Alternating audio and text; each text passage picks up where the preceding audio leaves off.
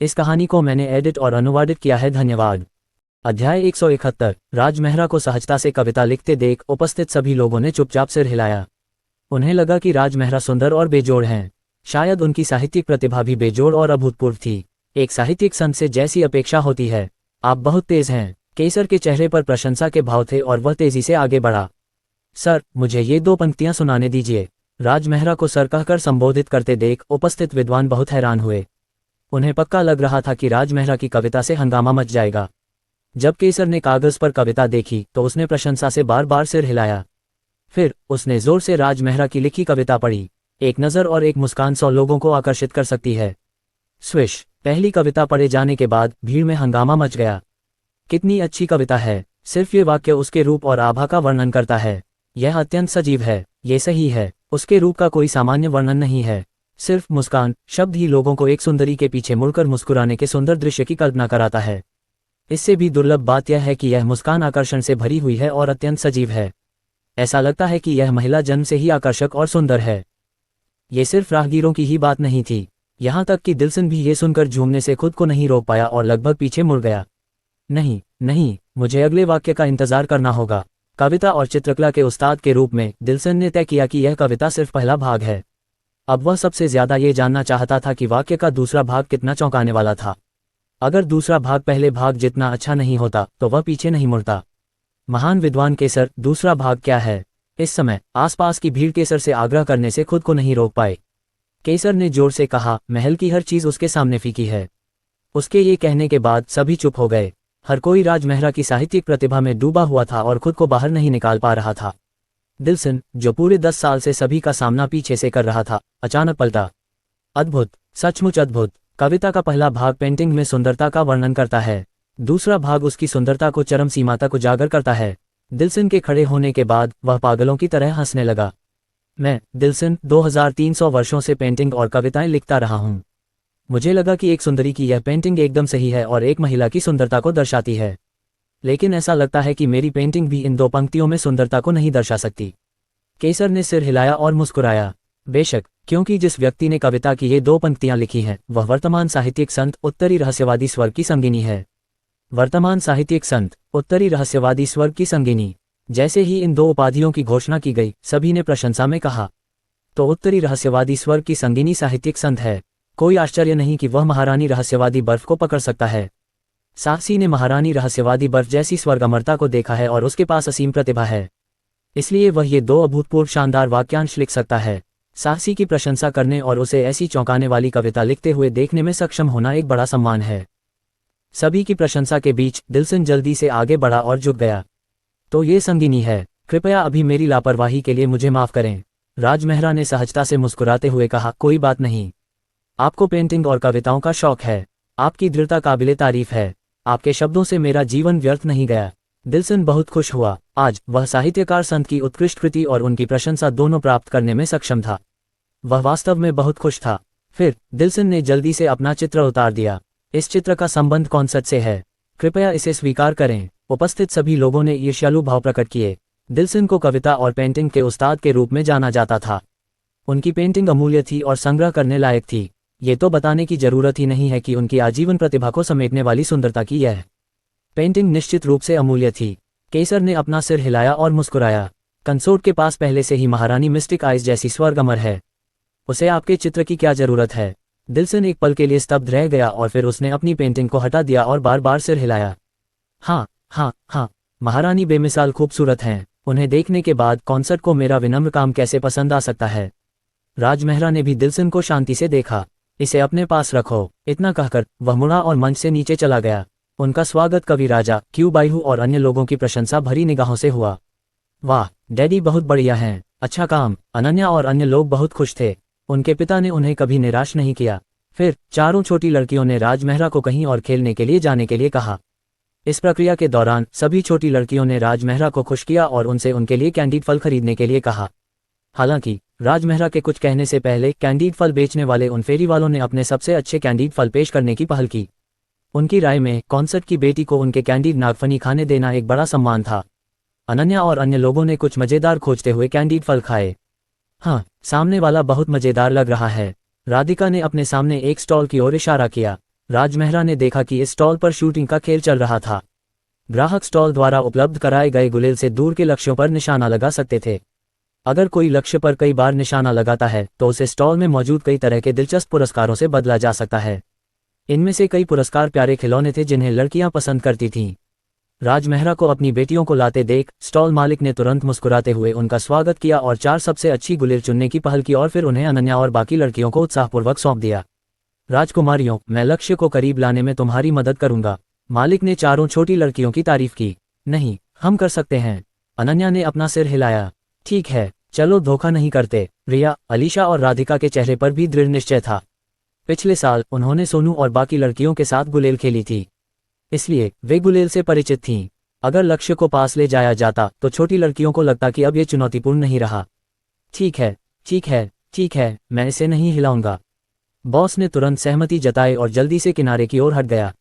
राजमेहरा ने देखा कि उसकी बेटियां लड़ने के जोश से भरी हुई हैं, इसलिए उसने उन्हें प्रोत्साहित किया। बच्चों, तुम लोग ये कर सकते हो। ठीक है। अनन्या और बाकी लोगों ने एक साथ सिर हिलाया, फिर गुलेल खींची और निशाना लगाने के लिए अपनी आंखें सिकुड़ीं। मिशाब और बाकी लोगों ने खुद को सिर हिलाया। छोटी राजकुमारियां वास्तव में सीधी खड़ी थीं। धमाका, धमाका, धमाका, धमाका। फिर 4 आवाजें आईं। अनन्या और बाकी लोगों ने एक साथ गुलेल में रखे पत्थरों को बाहर निकाल दिया। हालांकि सामने लक्ष्य पर पतले कागज से बनी कोई भी गेंद टूटी नहीं थी। हाँ, पत्थर कहाँ गया? अनन्या और बाकी लोग ये देखकर दंग रह गए कि लक्ष्य को कोई नुकसान नहीं पहुंचा है। छोटी राजकुमारी, मेरे पास भी एक है। बगल में एक अधेड़ उम्र के व्यक्ति की बाईं आंख सूजी हुई थी और वह उसे खोल भी नहीं पा रहा था। उसने दांत पीसते हुए अपना हाथ ऊपर उठाया। मेरे पास भी एक है। इस आदमी के बगल में एक काला और पतला बूढ़ा आदमी था जिसकी नाक से खून बह रहा था। उसने अपनी नाक चुटकी से दबाए और कहा, अम्मा, मेरे पास भी एक है। दूसरी तरफ एक मोटे आदमी के माथे पर एक बड़ा सा उभार था। उसने अपनी आंखें सिकोड़ लीं और पीड़ा भरे भाव से अनन्या और बाकी लोगों को देखा। अनन्या, रिया, अलीशा और राधिका ने शर्म से अपने चेहरे ढंक लिए। हमने वास्तव में लोगों को खो दिया और उन्हें घायल भी कर दिया। कितना शर्मनाक है। बूहू, हमें और अभ्यास करना चाहिए था। चारों छोटी लड़कियां बहुत देर तक उदास रहीं, फिर उन्होंने जल्दी से उन 3 लोगों से माफी मांगी जो गलती से घायल हो गए थे। अचानक रिया ने कहा, वैसे दूसरा पत्थर कहाँ गया? अनन्या, अलीशा और राधिका को अचानक कुछ एहसास हुआ। हाँ, एक और है। इस समय भीड़ अलग हो गई और उन्होंने देखा कि 70 या 80 के दशक का एक बूढ़ा आदमी जमीन से नकली दांतों की एक पंक्ति उठाने के लिए नीचे झुका हुआ था। यह मेरे पास है। बूढ़े आदमी ने नकली दांत उठाए। सभी ने देखा कि उसके नकली दांतों में एक पत्थर फंसा हुआ था। अनन्या, रिया, अलीशा और राधिका अवाक रह गईं।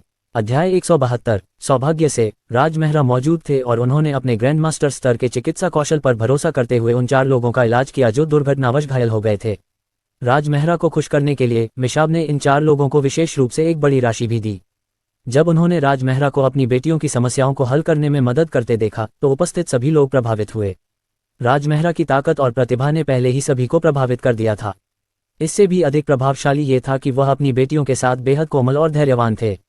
अनन्या और अन्य 2 लड़कियों ने भी राजमेहरा के प्यार को महसूस किया। पिता का होना बहुत अच्छा है। ये सही है। अगर आसमान भी गिर जाए तो भी हमें डर नहीं लगेगा। छोटी लड़कियों ने राजमेहरा की जांघ को गले लगाया और उससे रगड़ने लगीं।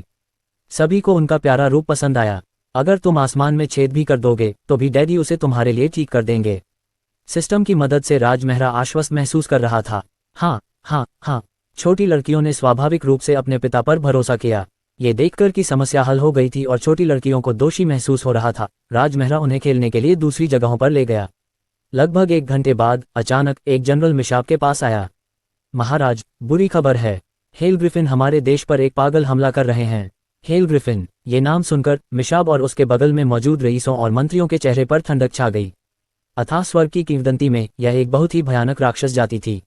न केवल उनके पास सुपर शक्तिशाली उड़ान क्षमताएं थीं, बल्कि उनके शरीर भी बेहद कठोर थे।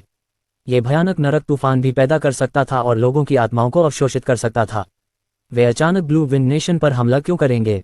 मुझे पता चला कि हेल ग्रिफिन ने जवाबी हमला किया क्योंकि उसे पता चला कि हमारे देश में एक साथी कबीले के सदस्य की हत्या कर दी गई है। जनरल ने कहा। मिशाब ने जल्दी से पूछा, क्या आप जानते हैं कि मारे गए हेल ग्रिफिन का स्तर क्या था? यह 8 स्तर का दानव जानवर जनरल होना चाहिए था। जनरल ने कहा, हमें आखिरकार हेल ग्रिफिन से यह खबर मिली। हिस्टिल्ड। ये सुनकर मिशाब और अन्य लोग चौंक गए। ब्लू विंड नेशन में एक लेवल 8 दानव जानवर जनरल की हत्या कर दी गई थी। क्या इस देश में कोई इतना शक्तिशाली व्यक्ति था? ऐसा लगता है कि मैंने हेल ग्रिफिन को मार दिया और उन्हें बदला लेने के लिए मजबूर किया, राजमहरा ने इस समय कहा। उस समय उसने एक पत्थर से हेल ग्रिफिन के शरीर को छेद दिया था। अप्रत्याशित रूप से इसने हेल ग्रिफिन को पागलों की तरह जवाबी हमला करने के लिए मजबूर कर दिया। तो ये तुम थी, कंसोर्ट। मिशाब और अन्य लोग प्रबुद्ध हो गए और शांत भाव प्रकट किए। यहाँ तक कि जनरल भी जल्दी ही शांत हो गया।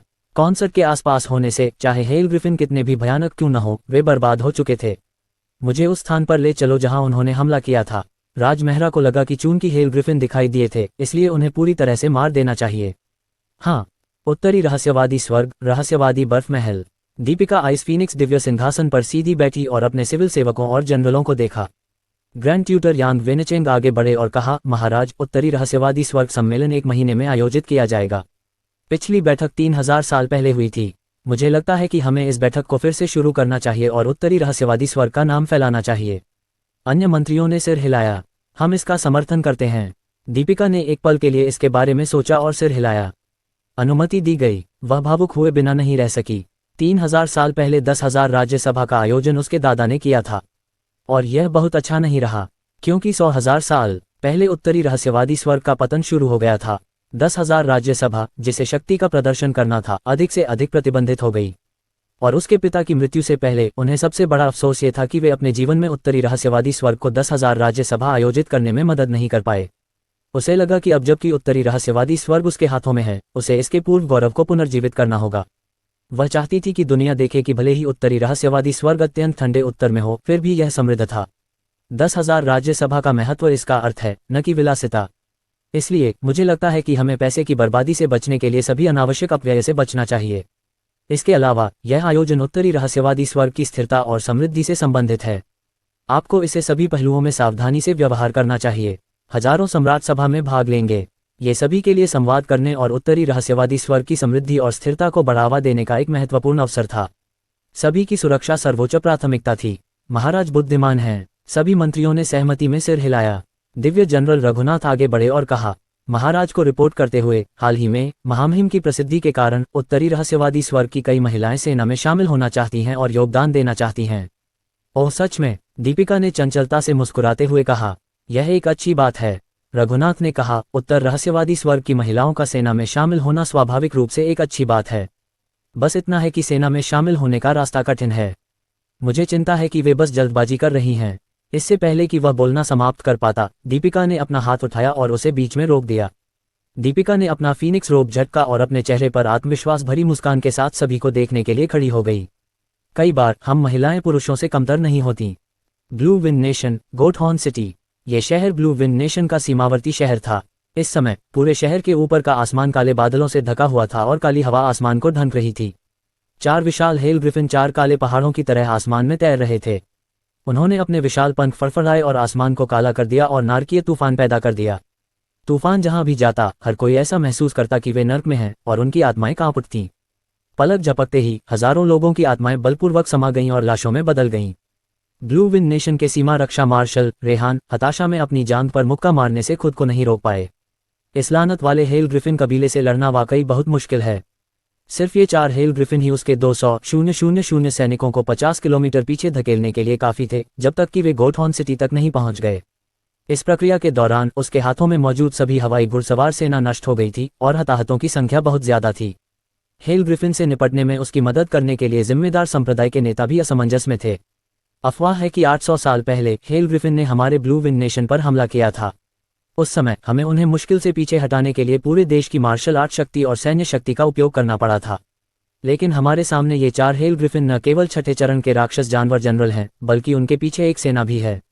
मुझे डर है कि ब्लू विंड नेशन आज टिक नहीं पाएगा। रेहान ने अपने दांत पीस लिए। भले ही हम न कर सकें, हमें करना ही होगा। हम ब्लू विंड नेशन की सीमाओं की रक्षा के लिए यहाँ हैं। भले ही हम मर जाएं, हम उन्हें बकरी सींग शहर पार नहीं करने देंगे। साथ ही उसने सोचा कि उसने जो खबर भेजी थी वह राजा मिशाब तक पहुंचनी चाहिए थी। काश मिशाब समय रहते स्थिति की सूचना अथाह सम्राट को दे पाता। धमाका! जैसे ही रेहान गहरी सोच में डूबा, जमीन हिंसक रूप से हिल गई।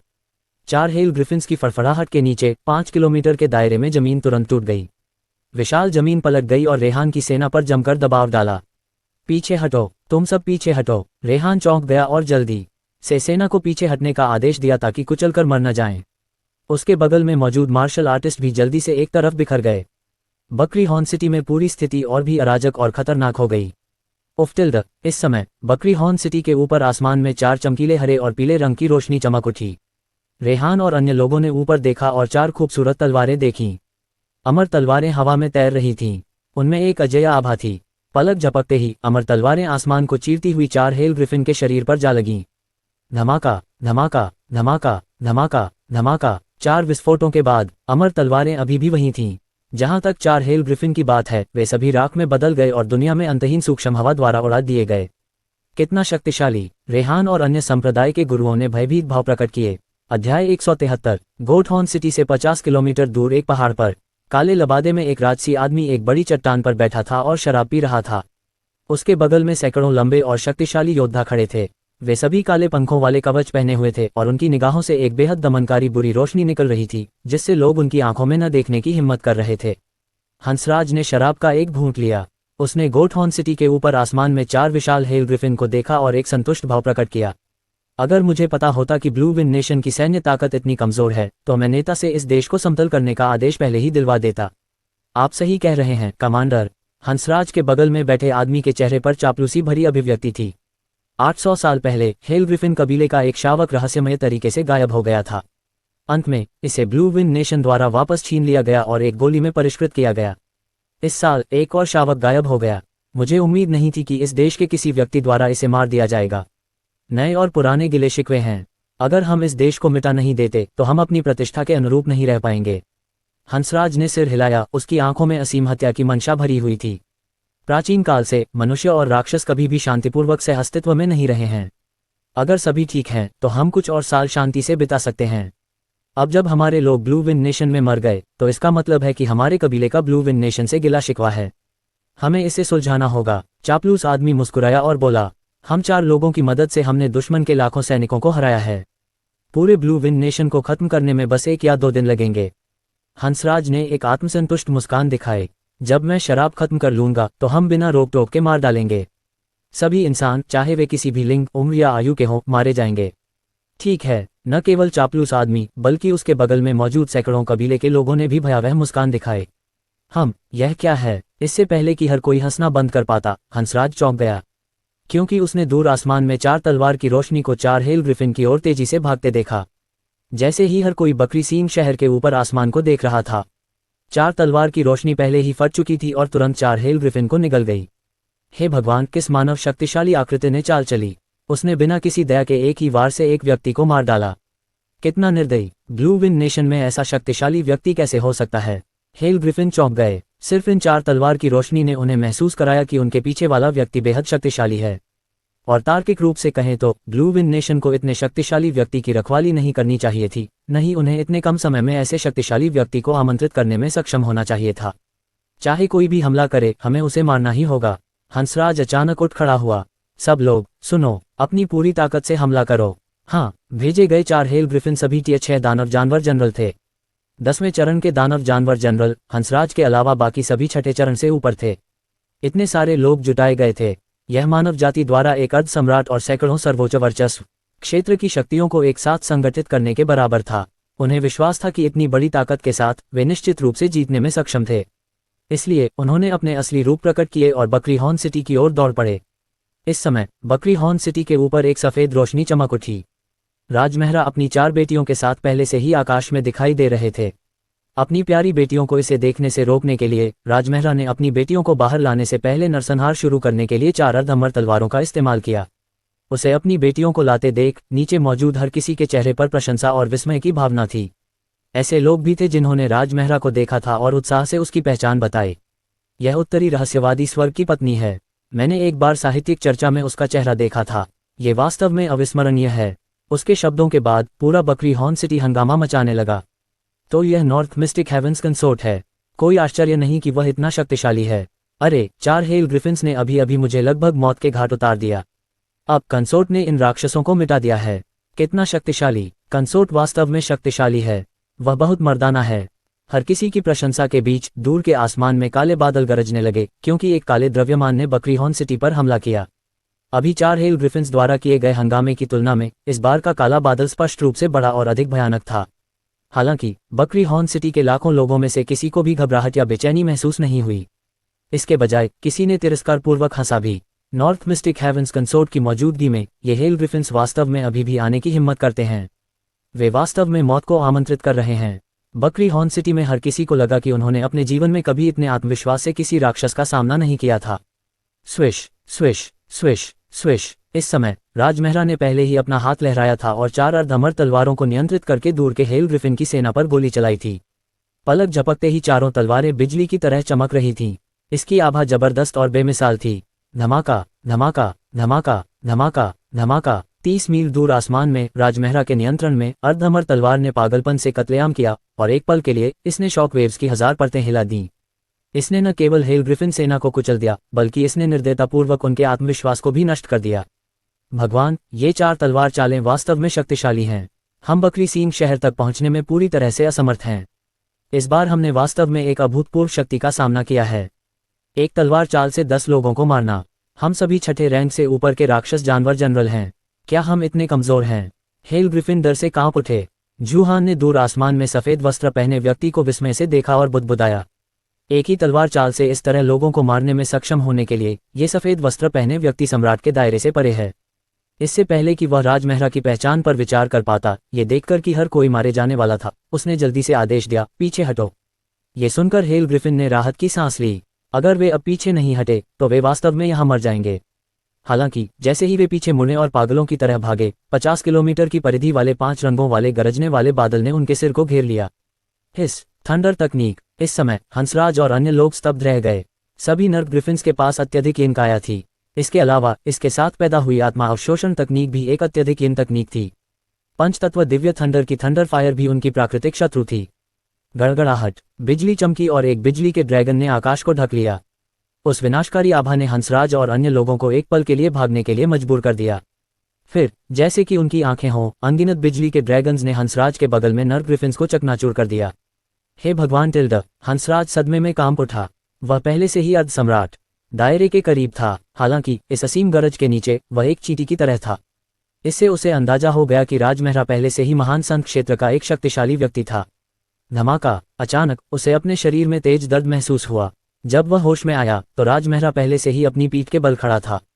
राजमेहरा के दबाव में उसके शरीर के हर बाल खड़े हो गए और वह इतना भयभीत था कि उसका दिल धड़कना बंद होने वाला था। उसने राजमेहरा की आवाज़ सुनी, मुझे अपने कबीले के इलाके में ले आओ। ये सुनकर हंसराज को बहुत निराशा हुई। हेल ग्रिफिन कबीले को आज एक बड़ी आपदा का सामना करना पड़ा। अध्याय 174। हंसराज ने गहरी सांस ली और इस पर विचार किया। जिस स्थान पर उनका कबीला स्थित था वह कोई साधारण स्थान नहीं था। भले ही राजमेहरा एक महान संत शक्ति थे, अगर वे बलपूर्वक अंदर घुसते तो वे शायद उस प्राचीन रहस्यमय शक्ति का विरोध करने में असमर्थ होते जो उस स्थान को घेरे हुए थी। और यह रहस्यमय शक्ति ही थी जिस पर हेल ग्रिफिन कबीले ने 150,000 वर्षों तक 9 स्वर्ग अमर क्षेत्र में दृढ़ रहने के लिए भरोसा किया था। ये सोचकर हंसराज को संतुष्टि का एहसास हुआ। हालांकि उन्हें ब्लू विंड नेशन पर इस हमले में भारी नुकसान उठाना पड़ा था। अगर वे राजमेहरा जैसे अद्वितीय शक्ति को मार सकते थे तो यह निश्चित रूप से 9 हेवन अमर क्षेत्र में हेल ग्रिफिन की प्रतिष्ठा को बढ़ाएगा। क्या तुम नहीं जा रहे हो? राजमेहरा के पैरों के नीचे एक बहुत बड़ी शक्ति प्रकट हुई और उसने हंसराज के शरीर को लगभग चकनाचूर कर दिया। हंसराज ने इस बारे में ज्यादा सोचने की हिम्मत नहीं की। उसने जल्दी से अपने विशाल पंख फड़फड़ाए और राजमेहरा, अनन्या और बाकी लोगों को जल्दी से वापस ले आए।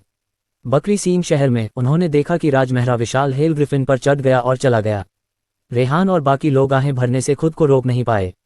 सभी पुरुषों को उत्तरी रहस्यवादी स्वर्ग की पत्नी की तरह होना चाहिए। अपार स्वर्ग की सीमा से 10 लाख किलोमीटर बाहर यह एक विशाल समुद्री क्षेत्र था। समुद्र एक जंगल की तरह था जिसने पूरे समुद्र को चौड़ी धाराओं में काट दिया।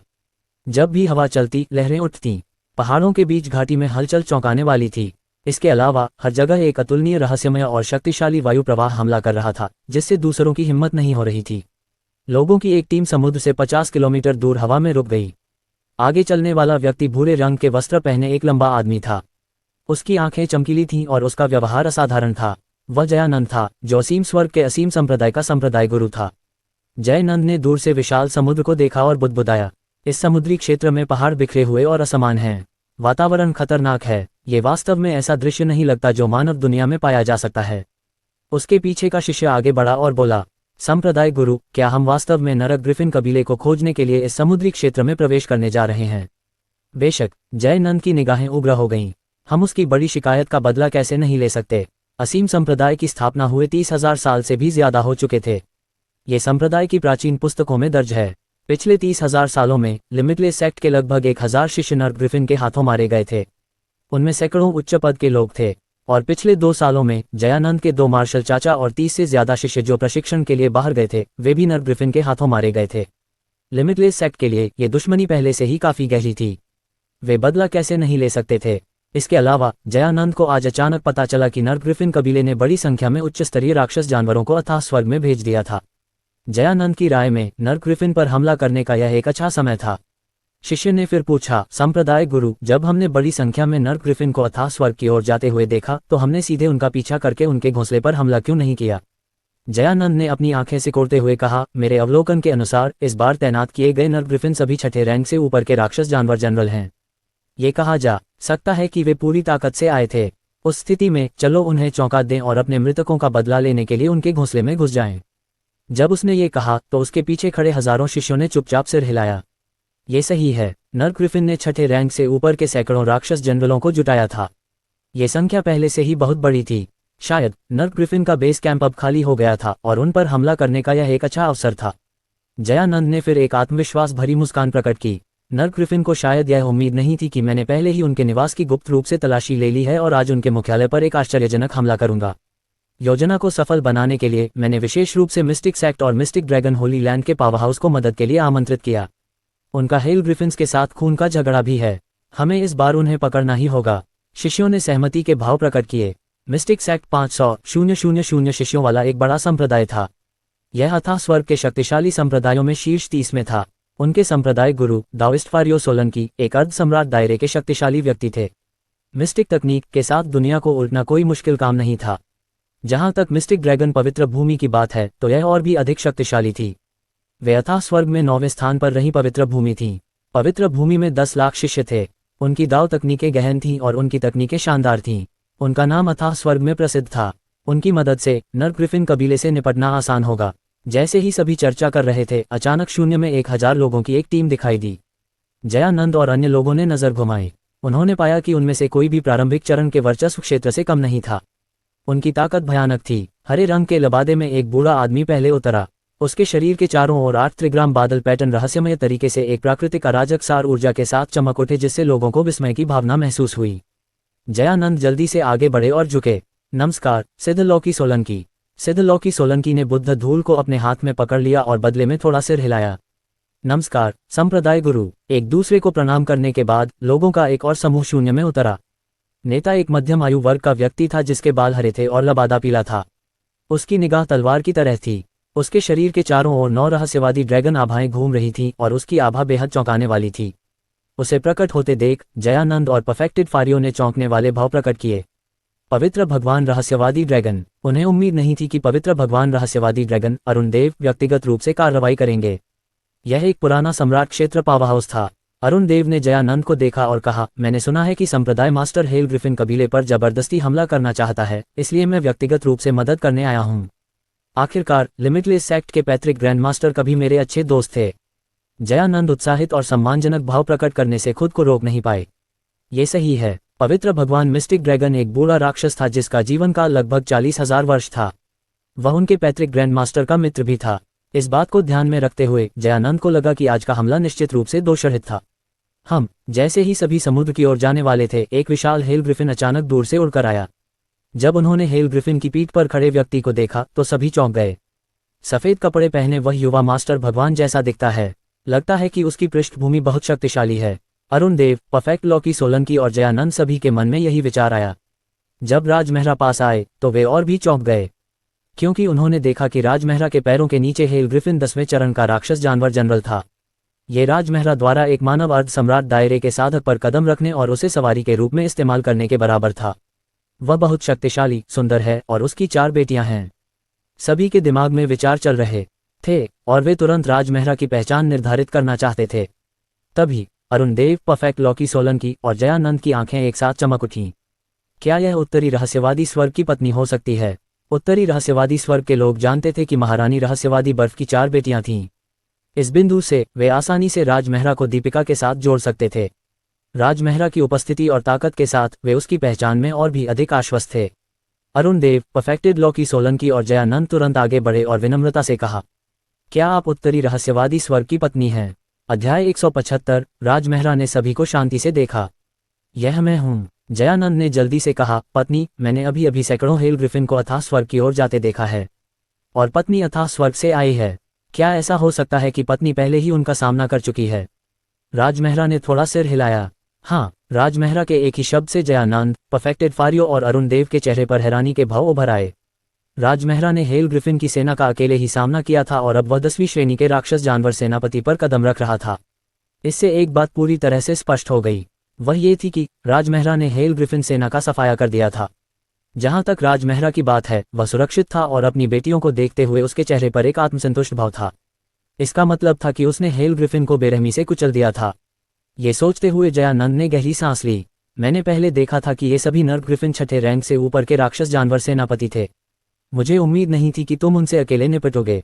अरुण देव प्रशंसा करने से खुद को रोक नहीं पाए। ऐसी क्षमता निश्चित रूप से सम्राट दायरे से ऊपर है।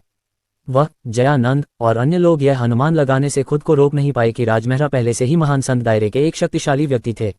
ऐसा इसलिए था क्योंकि सम्राट दायरे के साधक भी इतने उच्च स्तरीय नर ग्रिफिन का सामना बिना घायल हुए नहीं कर सकते थे।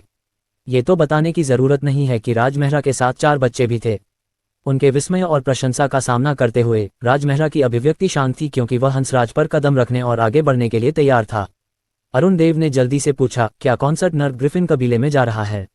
हाँ। राज मेहरा ने थोड़ा सिर हिलाया और समुद्र की ओर बढ़ने के लिए आगे बढ़ गया। अरुण देव, जयानंद और परफेक्टेड फारियो ने एक दूसरे को गहरी हैरानी से देखा। कॉन्सर्ट का रवैया पहले से ही बहुत स्पष्ट था। वह कबीले को खत्म करने जा रहा था। कंसोर्ट के साथ, मुझे डर है कि हमें हमला करने का मौका नहीं मिलेगा, परफेक्टेड फारियो ने कहा। अरुण देव ने इसके बारे में सोचा और कहा, तो हमें भी जाकर देखना होगा। अगर कॉन्सर्ट पहले से ही ग्रेट सेंट रियल में है तो हम उसकी शान की प्रशंसा कर सकते हैं। ठीक है, जल्दी करो और उनका पीछा करो। जयानंद ने जल्दी से सिर हिलाया। उन्हें इस बात में कोई संदेह नहीं था कि राज मेहरा में हेल ग्रिफिन को कुचलने की ताकत थी। अब वे जो सबसे ज्यादा देखना चाहते थे वह ये था कि राज मेहरा कितना शक्तिशाली था। उनका समूह जल्दी से राज मेहरा का पीछा करते हुए हेल ग्रिफिन की सीमा में पहुंच गया। समुद्र में एक बहुत बड़ा काला पहाड़ था। राज मेहरा की पहचान जानने के बाद हंसराज का स्वर और भी सम्मानपूर्ण हो गया। पत्नी, सामने वाला काला पहाड़ हमारे कबीले का निवास स्थान है। हालांकि जब उसने काले पहाड़ की ओर देखा तो उसकी ठंडी निगाहें तुरंत ठंडी हो गईं। वह रहस्यमयी शक्ति जिसने 150,000 वर्षों तक नर ग्रिफिन की रक्षा की थी, काले पहाड़ के चारों ओर थी। जब तक राज मेहरा अंदर प्रवेश करता, उसकी शक्ति इस शक्ति द्वारा निर्दयतापूर्वक दबा दी जाती। जब वह समय आया, न केवल राज मेहरा बल्कि उसके पीछे आने वाला हर व्यक्ति मर जाएगा।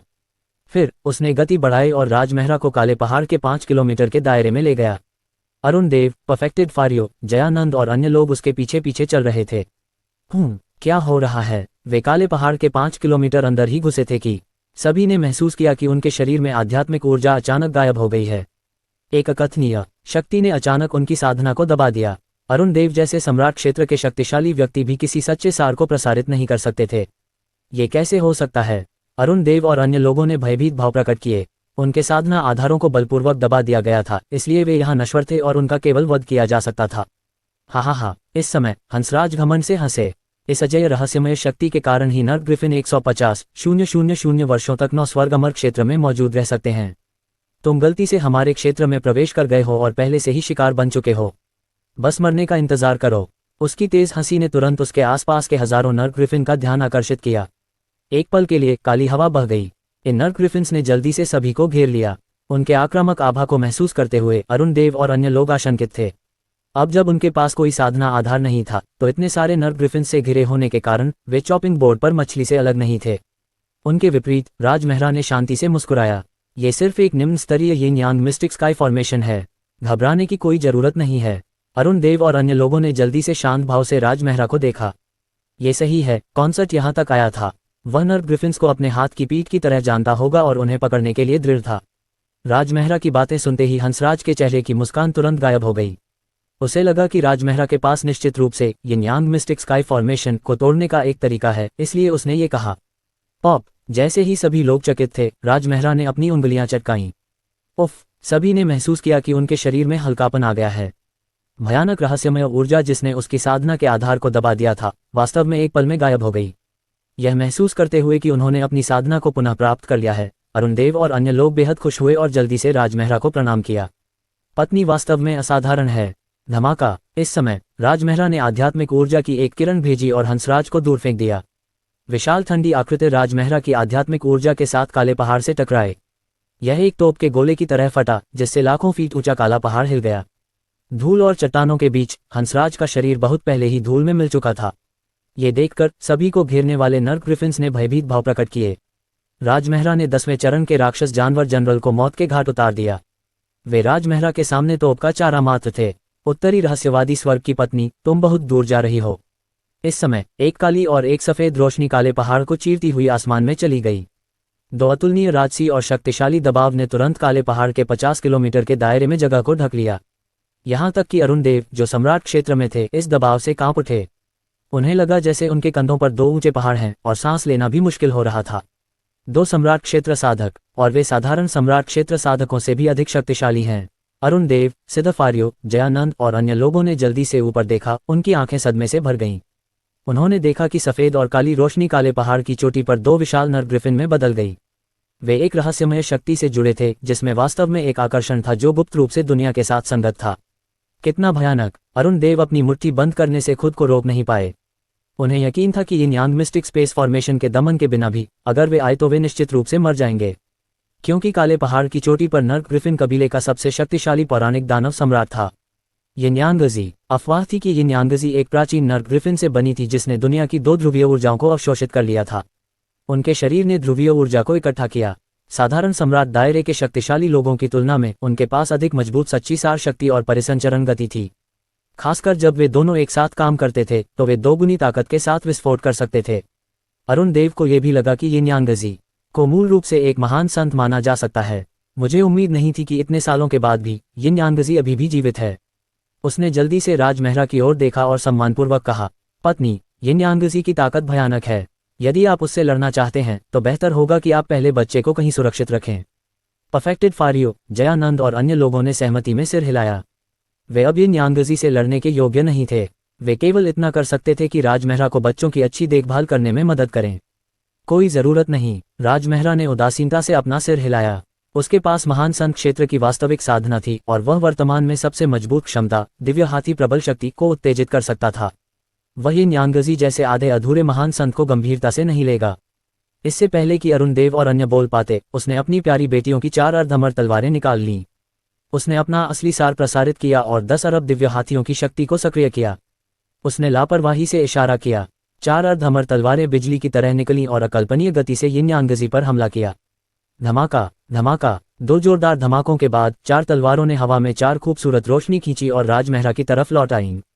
इस समय बेजोड़ यिन यांगजी बिना किसी निशान के गायब हो चुकी थी। ये देखकर न केवल अरुणदेव और अन्य लोग डर गए, बल्कि हेल ग्रिफिन कबीले के बचे हुए सैनिक भी तुरंत डर गए। 2 सुपर सम्राट दायरे के शक्तिशाली नरक ग्रिफिन कबीले के महान दानव सम्राट बस ऐसे ही मारे गए।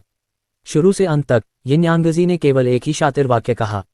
उसके पास हमला करने का समय भी नहीं था। ये बहुत चौंकाने वाला था। अध्याय 176। सभी के विपरीत अनन्या और अन्य 2 लड़कियों ने अपना ध्यान 4 अर्धअमर तलवारों पर केंद्रित किया। ये पहली बार था जब छोटी लड़कियों ने इन 4 अर्धअमर तलवारों को देखा था। पहली नज़र में उन्हें विशेष रूप से अंतरंग महसूस हुआ। वाह, डैडी की तलवार बहुत सुंदर है। ये सही है, 4 हैं। मुझे लगता है कि वे हमारे लिए हैं। पिताजी, हमें जल्दी से बताओ, क्या ये हमारे लिए है? छोटी लड़कियों को स्पष्ट रूप से ये 4 तलवारें पसंद आईं। जब रिया ने अनुमान लगाया कि ये 4 तलवारें उनके लिए हैं, तो चारों छोटी लड़कियां राजमेहरा से पूछने के लिए इंतजार नहीं कर सकीं।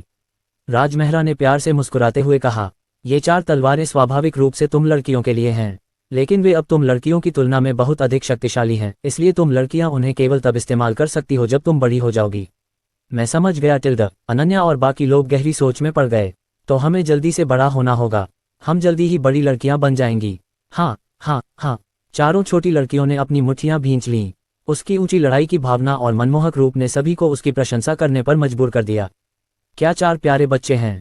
राजमेहरा ने अपनी तलवार रख दी और उन्हें ले जाने के लिए मुड़ने से पहले छोटी लड़कियों के सिर को धीरे से रगड़ा। अभय को उसने मार डाला था और वह बचे हुए तुच्छ सैनिकों और सेनापतियों पर हमला करने के लिए बहुत आलसी था। जब उन्होंने उसे जाते देखा तो अरुणदेव और अन्य लोगों ने प्रशंसा भरी नजरों से देखा। फिर सभी की आंखें कृतज्ञता से भर गईं। अगर आज कॉन्सर्ट न होता तो हम निश्चित रूप से वापस नहीं आ पाते। अब न केवल हम बच गए हैं बल्कि हम वास्तव में नर्क ग्रिफिन से भी निपट सकते हैं। अरुण देव और अन्य लोगों ने तुरंत नर्क ग्रिफिन की ओर देखा। उनकी नज़र में बचे हुए नर्क ग्रिफिन पूरी तरह से शिकार थे। राजमहरा अपनी प्यारी बेटियों के साथ जल्दी से क्रिस्टल पैलेस में वापस आ गया। वे अभी अंदर ही आए थे कि उन्होंने एक विशाल ड्रैगन गाड़ी को दरवाजे की ओर आते देखा। राजमहरा ने ड्रैगन गाड़ी के पीछे हजारों कीमती फूलों को घसीटते हुए देखा। ये रंग बिरंगा, सुगंधित और मनमोहक था। वाह, कितना सुंदर फूल है। अनन्या और बाकी लोगों ने आहें भरने के बाद एक साथ अपने छोटे छोटे हाथ उठाए और ड्रैगन गाड़ी चला रही महिला का अभिवादन किया। नमस्ते आंटी शीतल। शीतल ने ड्रैगन गाड़ी रोकी और जल्दी से राजमहरा को प्रणाम करने के लिए उतरी। नमस्ते कॉन्सर्ट। फिर उसने चारों छोटी लड़कियों का गर्मजोशी से अभिवादन किया और उसकी पहचान मिस्टिक आइस पैलेस की आंतरिक मामलों की प्रबंधक थी। उनकी मुख्य जिम्मेदारी मिस्टिक आइस पैलेस और क्रिस्टल पैलेस के लिए विभिन्न फूलों को परिवहन करना और लगाना था ताकि दोनों महलों की हरियाली बनी रहे। राजमहरा ने उसे एक बार पहले भी देखा था, तो उसे पता था कि वह क्रिस्टल पैलेस में फूल भेजने के बाद मिस्टिक आइस पैलेस में वापस आ गई होगी। क्या आप मिस्टिक आइस पैलेस में वापस जा रही हैं आंटी? रिया ने पूछा। शीतल ने सिर हिलाया। ठीक है। रिया ने जल्दी से राजमहरा को खींच लिया। पिताजी चलो मिस्टिक आइस पैलेस में खेलने और माँ को देखने चलते हैं। ठीक है। पिछली बार जब छोटी लड़कियां राजमहरा के साथ मिस्टिक आइस पैलेस गई थीं तो उसे टूर गाइड के रूप में पर्याप्त मजा नहीं आया था। अब जब उसने शीतल को देखा तो उसे एक विचार आया और वह उसकी ड्रैगन गाड़ी के पीछे मिस्टिक आइस पैलेस चली गई। अनन्या, अलीशा और राधिका की आंखें चमक उठीं। ठीक है पिताजी, चलो ड्रैगन गाड़ी को मिस्टिक आइस पैलेस ले चलते हैं। छोटी लड़कियों को लगा कि उन्हें अपने पिता के साथ बेहतर व्यवहार करना चाहिए और अपने पिता को ज्यादा खेलने के लिए बाहर ले जाना चाहिए। वे कितने उत्साही थे ये देखकर राजमहरा कैसे सहमत नहीं हो सकते थे। ठीक है, चलो खेलने के लिए मिस्टिक आइस पैलेस चलते हैं। शीतल प्रभावित हुए बिना नहीं रह सकी। बच्चों का कंसोर्ट के साथ इतना अच्छा रिश्ता था। फिर उसने राजमहरा, अनन्या और बाकी लोगों को ड्रैगन गाड़ी पर बैठने के लिए आमंत्रित किया। फिर वह ड्रैगन पर सवार हुई और जल्दी से मिस्टिक आइस पैलेस की ओर चल पड़ी। जल्द ही आलीशान और भव्य मिस्टिक आइस पैलेस नजर आने लगा। ड्रैगन गाड़ी के उतरने के बाद राजमहरा अपनी बेटियों को महल में खेलने के लिए ले आए। अनजाने में वे कियानिक्सन हॉल में पहुंच गए जहां दीपिका काम करती थी। माँ, हम यहाँ हैं। छोटी लड़कियों की छोटी और प्यारी आवाज़ सुनकर दीपिका ने अपनी भौहें ऊपर उठाईं और उसकी चमकीली आंखों में खुशी की झलक दिखाई दी। उसने जल्दी से अपने हाथ में स्मारक नीचे रखा और अनन्या और बाकी लोगों को धीरे से देखने के लिए खड़ी हो गई। बच्चों, तुम लोग यहाँ क्यों हो? अनन्या और बाकी लोगों ने खुद को उसकी बाहों में फेंक दिया और कहा। चाची शीतल की ड्रैगन गाड़ी क्रिस्टल पैलेस में चली गई। हम साथ में आकर माँ से मिलना चाहते थे। कितनी आज्ञाकारी। दीपिका ने उनके माथे चूमे और राजमहरा की तरफ शांति से देखा। अंदर आओ और देखो। ये महल उसके अनुरोध के अनुसार बनाया गया था। चारों दीवारों पर किताबों की अलमारियां थीं। कुल मिलाकर 100,000 से ज्यादा किताबें थीं और शैक्षणिक माहौल काफी समृद्ध था। ये 100,000 से ज्यादा किताबें वो सभी किताबें थीं जो उसने पहले पढ़ी थीं और विषय वस्तु में काफी समृद्ध थीं। इसमें खगोल विज्ञान, भूगोल, सैन्य दर्शन, अजीबोगरीब घटनाएं और अन्य पहलू शामिल थे। यह उसके क्षितिज को व्यापक बनाने और उसकी साधना को बेहतर बनाने में बेहद मददगार था। उसे लगा कि चूंकि राजमहरा यहाँ था इसलिए वह उसे यहाँ के माहौल का अनुभव करा सकती थी और उसकी शैक्षणिक उपलब्धियों को बेहतर बना सकती थी। ठीक है। दीपिका शायद ही कभी इतनी विनम्र होती थी, इसलिए राजमहरा ने अभिवादन का जवाब दिया और एक किताब लेने के लिए बगल में बुकशेल्फ पर चले गए और उसे लापरवाही से खोला। राजमहरा ने उसे बिना देखे वापस रख दिया। एब्सोल्यूट मिस्टिक सूत्र के साथ राजमहरा को एहसास हुआ कि वह इस पुस्तक में सब कुछ जानता है। इसके अलावा एब्सोल्यूट मिस्टिक सूत्र की तुलना में इस पुस्तक में कुछ ज्ञान बहुत सरल था। ये वास्तव में किसी की रुचि नहीं जगाता था। दीपिका अपना सिर हिलाए बिना नहीं रह सकी। उसे सीखने और सुधारने के लिए पहल करने के लिए राजी करना वास्तव में मुश्किल था। ये सभी किताबें क्या हैं? क्या माँ को भी हर दिन होमवर्क करना पड़ता है? क्योंकि यह पहली बार था जब वह कियानिक्सन हॉल में आया था। अनन्या और अन्य दीपिका की मेज पर आए और उत्सुक आंखों से स्मारकों के ढेर को देखा। दीपिका ने पलटकर प्यार से मुस्कुराया। ये वह स्मारक है जिससे माँ को हर दिन निपटना पड़ता है, इसे होमवर्क समझो। वाह, माँ बहुत मेहनती है। कोई आश्चर्य नहीं कि माँ दुनिया की सबसे शक्तिशाली लड़की बन गई। वह वास्तव में मेहनती है। छोटी लड़कियों ने तुरंत प्रशंसा के भाव प्रकट किए। अनन्या ने मेज पर झुककर उस पर खुले स्मारक को उत्सुकता से देखा। उसने पढ़ा, जनरल अक्षत ने शराब पीने के बाद अपनी नैतिकता खो दी। उसने महिलाओं और बच्चों को धमकाया। मुझे उम्मीद है कि महामहिम न्याय को कायम रखेंगे। अलीशा ने पलक झपकाए और कहा, क्या वह चाहते हैं कि माँ श्री अक्षत को शिक्षित करें? दीपिका ने सिर हिलाया और मुस्कुराए। ये सही है। आपको क्या लगता है कि माँ को उसके साथ कैसे पेश आना चाहिए? चूंकि छोटी लड़कियों ने स्मारक देखा था इसलिए दीपिका उन्हें शासन के बारे में बताना चाहती थी। आखिरकार दीपिका अंततः त्यागपत्र देंगी और उसका उत्तराधिकारी उसकी 4 बेटियों में से एक होना चाहिए। इसलिए वह देखना चाहती थी कि उसकी बेटियां इस बारे में क्या सोचती हैं।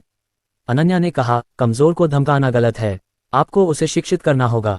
हाँ, अलीशा ने सिर हिलाया और राज मेहरा की ओर देखने से खुद को रोक नहीं पाई। पिताजी, आपको लगता है कि हम सही हैं, है न? ठीक कहा, राज मेहरा ने शांति से मुस्कुराया। जैसा कि कहावत है, अपराध करने वाले सम्राट के साथ आम लोगों जैसा ही व्यवहार किया जाना चाहिए।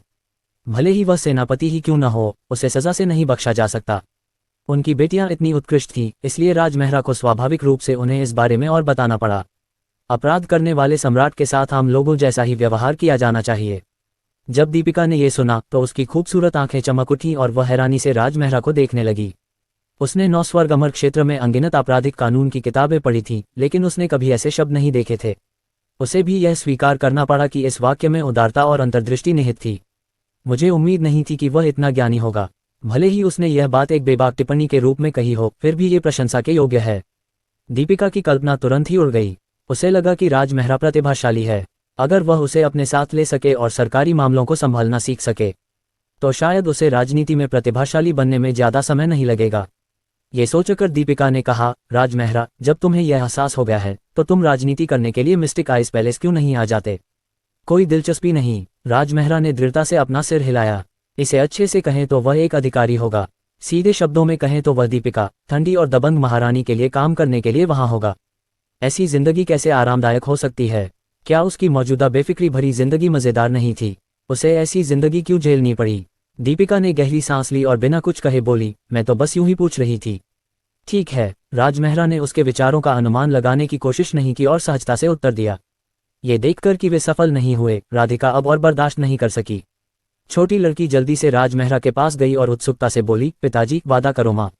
राज मेहरा ने उसे खुशी से देखा। बेबी, तुम इतनी जल्दी में क्यों हो?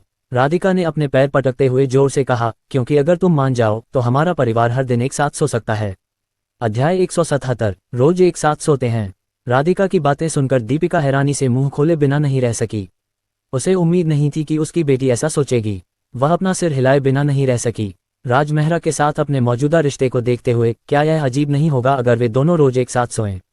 ऐसा लगता है कि मेरी बेटियां वाकई बड़ी हो गई हैं। मुझे भविष्य में उनके सामने जो कुछ भी कहना है उसमें मुझे और सावधान रहना होगा। दीपिका को आखिरकार समझ में आ गया कि माता पिता बनना कितना मुश्किल है। पापा, वादा करो माँ, ये सही है, अगर हमारा परिवार रोज एक साथ सोए तो कितना अच्छा होगा। हाँ, एक ही बिस्तर पर एक परिवार के रूप में सोना हमारे लिए बहुत ही जीवंत होगा। राधिका के आगे बढ़ने के साथ ही अनन्या, रिया और अलीशा भी परेशानी खड़ी करने के लिए आगे आईं। इन छोटी लड़कियों के उत्साह का सामना करते हुए राज मेहरा को वास्तव में लगा कि विरोध करना मुश्किल था। हालांकि सही पिता कार्यक्रम के साथ उन्होंने तुरंत स्थिति को हल करने का एक तरीका खोज लिया। तुम लोगों को समझ में नहीं आया कि माँ का क्या मतलब था? उसने मुझे अपने साथ होमवर्क करने के लिए कहा। राज मेहरा ने जानबूझकर आह भरी। मुझे बचपन से ही होमवर्क करना पसंद नहीं था। मुझे लगता है कि होमवर्क करना बहुत कष्टदायक है, अन्यथा मैं तुम्हारी माँ की बात मान लेता। राज मेहरा की बातें सुनकर छोटी लड़कियों ने तुरंत खिलवाड़ करना बंद कर दिया।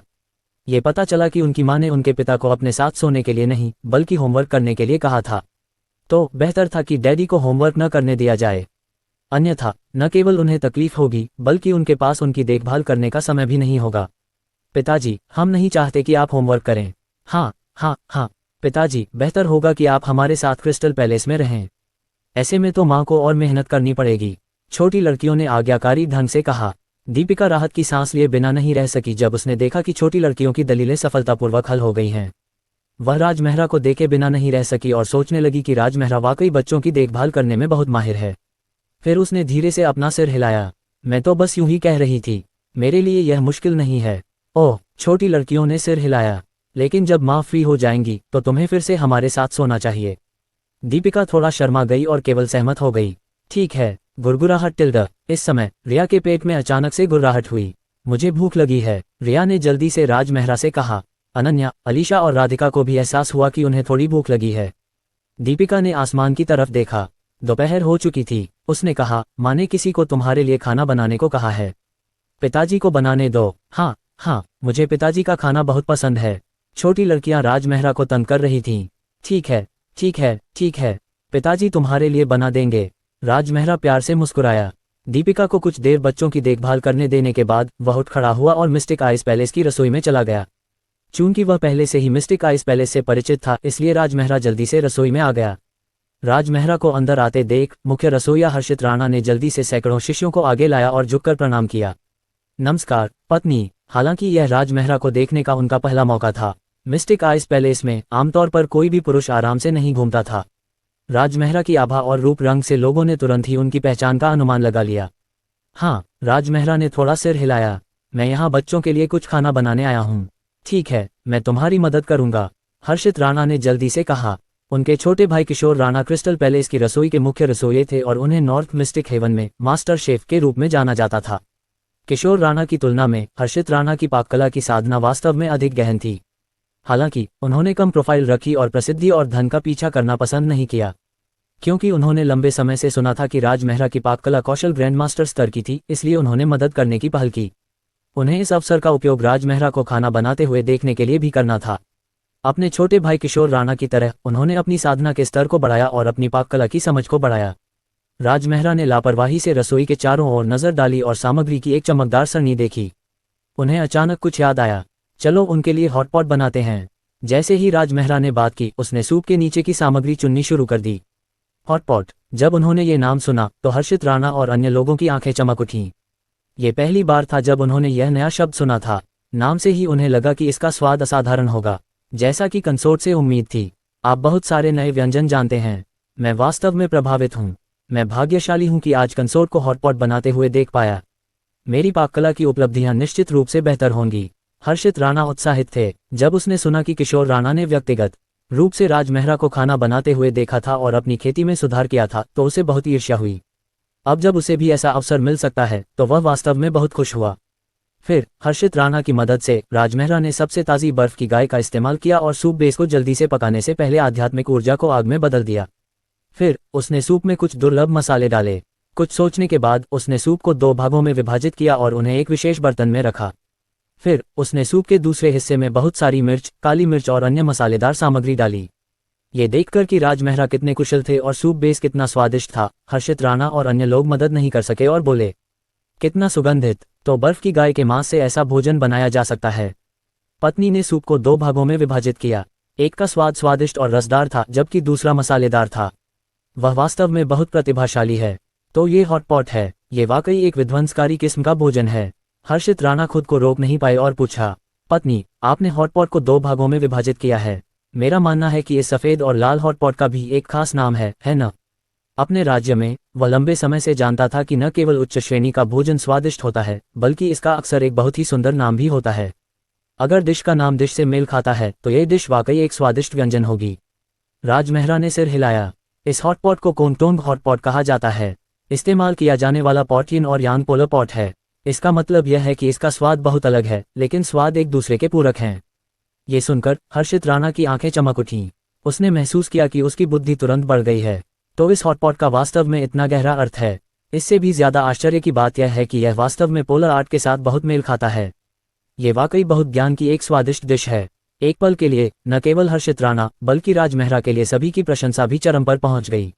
राजमेहरा ने मुस्कुराते हुए हर्षित राणा और अन्य लोगों से हॉटपॉट बेस और सामग्री लाने को कहा। अनन्या और अन्य लोग इस तरह के अजीबोगरीब भोजन को देखकर दंग रह गए। दीपिका के चेहरे पर भी हैरानी के भाव थे और उसकी खूबसूरत आंखों में एक अजीब सी चमक थी। पिताजी, ये कौन सी डिश है? अनन्या और अन्य लोगों ने जल्दी से पूछा। राजमेहरा ने मुस्कुराते हुए कहा, इसे हॉटपॉट कहते हैं। सूप बेस बनने के बाद आप इसमें अपनी मनचाही सामग्री डालकर पका सकते हैं। वाह, कितना बढ़िया! अनन्या और अन्य लोगों ने उत्साह से ताली बजाई। उसके पिता की पाक कला वाकई दुनिया में सबसे बेहतरीन थी। कोंगटोंग हॉटपॉट। दीपिका ने इन शब्दों पर विचार किया और मुस्कुराए बिना नहीं रह सकी। कितना प्यारा नाम है। माँ, हमारे साथ खाना खाने आओ। इस समय अनन्या और बाकी लोगों ने जल्दी से दीपिका को अपने पास खींच लिया। दीपिका स्वाभाविक रूप से बच्चों को मना नहीं कर सकती थी। इसके अलावा राजमेहरा के हॉटपॉट ने फिर से उसकी रुचि जगा दी। वे दोनों 4 बच्चों के साथ बैठ गए। परिवार खुशी खुशी मेज पर इकट्ठा हुआ। दीपिका ने क्रमशः सफ़ेद सूप और लाल सूप में सब्जियों का एक घूंट लिया। उसकी खूबसूरत आंखें आश्चर्य से चमक उठीं। स्वाद वाकई बहुत अच्छा है। वह राजमेहरा को देखने से खुद को रोक नहीं सकी। इस समय राजमेहरा अनन्या और अलीशा की देखभाल करते हुए बर्तन में सब्जियां और मांस डालने में व्यस्त थे। उनकी कोमल और सावधानीपूर्वक नज़र ने दीपिका के दिल की धड़कन बढ़ा दी। मैं अभी भी स्नो बीफ खाना चाहती हूँ। राधिका ने अपना चम्मच उठाया और खुशी से पुकारा, पिताजी तुम्हारे लिए लाएंगे, माँ तुम्हारे लिए लाएगी। राजमेहरा और दीपिका की चॉपस्टिक ने वास्तव में स्नो बीफ का एक ही टुकड़ा उठाया। वे दोनों अवाक रह गए और एक दूसरे को देखने लगे। तुम करो, तुम करो। फिर उन दोनों ने एक ही समय में एक ही बात कही। राजमेहरा अपना सिर हिलाए बिना नहीं रह सके और मुस्कुराए।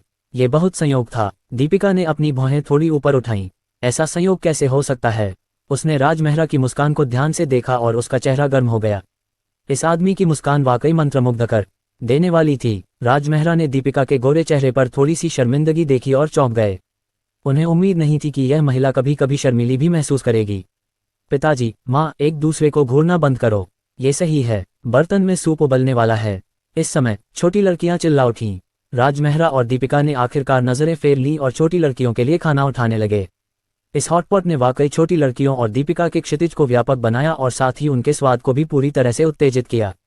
राजमेहरा को उम्मीद नहीं थी कि सिस्टम की यांत्रिक आवाज फिर से उसके दिमाग में गूंजेगी। डिंग, आपने अपनी बेटियों को विध्वंसकारी व्यंजन खाने दिया। इनाम, ग्रैंडमास्टर स्तर का शतरंज कौशल। अध्याय 178। सिस्टम नोटिफिकेशन देखकर राजमेहरा के चेहरे पर संतुष्टि के भाव उभरे। ग्रैंडमास्टर लेवल शतरंज कौशल का इनाम बहुत बढ़िया था। यह एक बहुत ही व्यवहारिक कौशल था। भविष्य में यह उनकी बेटियों के शतरंज कौशल को निखारने में उनकी मदद करेगा। आओ और खाओ। अगर पर्याप्त नहीं है तो डैडी तुम्हारे लिए और लाएंगे। राजमेहरा अच्छे मूड में थे। उन्होंने अपनी प्यारी बेटियों को प्यार भरी आंखों से देखा। दीपिका ने ये देखा और राजमेहरा को दीर्घायु और साधना प्राप्त करने देने के लिए और भी दृढ़ संकल्पित हो गईं। वह चाहती थी कि 6 लोगों का ये परिवार हमेशा खुश रहे। जल्द ही भोजन समाप्त हो गया। ये देखकर कि बच्चे भरे हुए थे और दीपिका के पास निपटने के लिए बहुत सारे सरकारी मामले थे, राजमेहरा उन्हें ले जाने के लिए तैयार हो गए। जाने से पहले दीपिका ने उन्हें आगामी 10,000 राज्यसभा के बारे में बताया। यह मानते हुए कि वह अपनी बेटियों को ऐसी अभूतपूर्व घटना देखने देना चाहता था, राजमेहरा ने भाग लेने के लिए सहमति व्यक्त की। तभी दीपिका ने एक संतुष्ट भाव प्रकट किया और अन्य लोगों और राजमेहरा को विदा किया। कैंग ड्रैगन महाद्वीप, पूर्वी समुद्र के बाहर उजाड़ भूमि में किंग मियाओ कबीला। इस कबीले के केंद्र में एक पत्थर के घर में इस समय मछली की गंध आ रही थी और अंधेरा था। अंधेरे वातावरण में हरे रंग की रोशनी की धारियां विशेष रूप से अजीब और डरावनी लग रही थीं। अगर कोई ध्यान से देखे तो वह देखेगा कि पत्थर का घर गू कीड़ों से भरा हुआ था। टोड, बिच्छू, तिलचटा, लोच, कच्चा सांप इत्यादि बेहद क्रूर और भयानक लग रहे थे। पत्थर के घर के बीच में पत्थर से बना एक ऊंचा मंच था। ऊंचे मंच पर बदबूदार खून से भरी एक गोल बाल्टी थी। किंग मियाओ कबीले के कुलपति नवीन पवित्र भाव के साथ ऊंचे मंच के किनारे घुटने टेक रहे थे। उनके छोटे भाई रितेश उनके पीछे जमीन पर घुटने टेक रहे थे और घबराहट में ऊंचे मंच पर स्थिति पर ध्यान दे रहे थे। गू किंग मियाओ कबीले के 1300वें कुलपति नवीन, आपसे नीचे उतरने और मुझे शक्ति देने का अनुरोध करते हैं। नवीन ने अपने हाथों को अपने सिर के ऊपर उठाया और लकड़ी की बाल्टी में खून को हवा में ऊपर उठाने के लिए अपने असली सार को प्रसारित किया। यह आपकी पसंदीदा कुंवारी का खून है, कृपया नीचे उतरें। धमाका, सारा खून अचानक हवा में गायब हो गया। फिर ऊंचे मंच के ऊपर एक विशाल हरे रंग की आकृति दिखाई दी। नवीन और रितेश ने ऊपर देखा और विस्मय से भरे चेहरे को प्रकट किए बिना नहीं रह सके। ये हरे रंग के फर से ढका एक विशालकाय व्यक्ति था। वह मांसल था और उसकी नसें उभरी हुई थीं। 9 पूंछ वाले कोबरा ने अपनी कमर के चारों ओर एक नर्क विषैला कीड़ा लपेटा हुआ था। उसका पूरा शरीर एक भयानक दबाव से भर गया था। इसे ध्यान से महसूस करने के बाद दोनों भाई चौंक गए। यह एक ऐसी आभा है जो सम्राट के दायरे से परे है। हाँ, वह नवीन के रवैये और प्रसाद से बहुत संतुष्ट लग रहा था। गू राजा के सिर हिलाने के बाद वह अचानक नवीन के शरीर में घुस गया। धमाका, एक भयानक हरी रोशनी फूट पड़ी। नवीन के शरीर में तुरंत एक बड़ा बदलाव आया। उसका आकार तेजी से बड़ा और मजबूत हो गया और पलक झपकते ही वह पहले से एक सिर लंबा हो गया। उसकी मांसपेशियां उभरी हुई थीं और उसकी त्वचा चमकीली हरी थी। वहां भयानक 9 पूंछ वाला कोबरा और नर्क विषैला कीड़ा भी था। कितना शक्तिशाली, कितना शक्तिशाली! रितेश का शरीर कांपने लगा।